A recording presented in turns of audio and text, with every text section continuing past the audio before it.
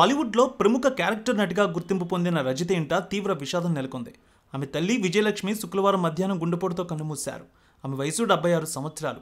ఈ ఆకస్మిక సంఘటన రజిత కుటుంబాన్ని శోకసంద్రంలో ముంచెత్తింది. విజయలక్ష్మికి టాలీవుడ్లోని క్యారెక్టర్ నటులు కృష్ణవేణి, రాగిణీలు ఇద్దరు చెల్లెళ్ళవుతారు. వారి కుటుంబం సినీ రంగంలో బలమైన సంబంధాలు కలిగి ఉంది.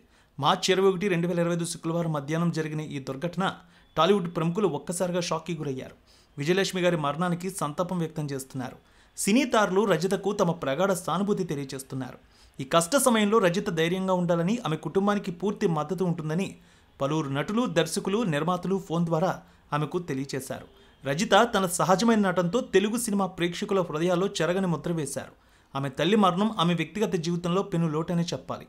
ఈ క్లిష్ట సమయంలో సినీ సమాజం ఆమెకు అండగా నిలిచారు.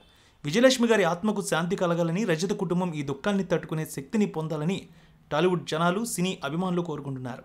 శుక్రవారం మధ్యాహ్నం ఆమె గుండెపోటుతో మరణించారు. విజయలక్ష్మి గారి మృతి పట్ల పలువురు టాలీవుడ్ ప్రముఖులు దిగ్భ్రాంతి వ్యక్తం చేశారు. నటి రజితకు ప్రగాఢ సానుభూతి తెలియజేశారు. క్యారెక్టర్ ఆర్టిస్టులు కృష్ణవేణి, రాగిణి ఇద్దరు కూడా విజయలక్ష్మికి చెల్లెళ్ళవుతారు. నటి రజిత తల్లితోనే కలిసి ఉంటున్నారు. నటి రజిత వెండితెరపై సహాయ నటిగా ప్రత్యేక స్థానాన్ని పొందారు. తెలుగులోనే కాదు, తమిళ్, కన్నడ, మలయాళ, ఒరియా భాషల్లో 300కు పైగా సినిమాల్లో నటించారు. 1998లో వచ్చిన పెళ్లి కానుక సినిమాలో ఉత్తమ హాస్య నటిగా రాష్ట్ర ప్రభుత్వ పురస్కారం అందుకున్నారు. ఆమె తల్లిదండ్రులు మల్లెల రామారావు, విజయలక్ష్మి. వీరి స్వస్థలం తూర్పుగోదావరి జిల్లా కొల్ల. తండ్రి చిన్నతనంలోనే చనిపోయారు. ఎంతో కష్టపడి కుమార్తెను పెంచారు తల్లి. ఇక మార్చి 22న శనివారం ఉదయం 11 గంటలకు ఫిలింనగర్లోని మహాప్రస్థానంలో ఆమె అంత్యక్రియలు జరపనున్నారు. రజిత 18 ఏళ్ల వయసులోనే వెండితెరపై అరంగేట్రం చేశారు. ఆమె నటించినటువంటి మొదటి సినిమా బ్రహ్మరుద్రులు. ఇందులో అక్కినేని నాగేశ్వరరావు గారి కుమార్తెగా నటించారు ఆమె. ఆ తర్వాత సహాయ నటిగా తెలుగులో దాదాపు 200 సినిమాలు చేశారు.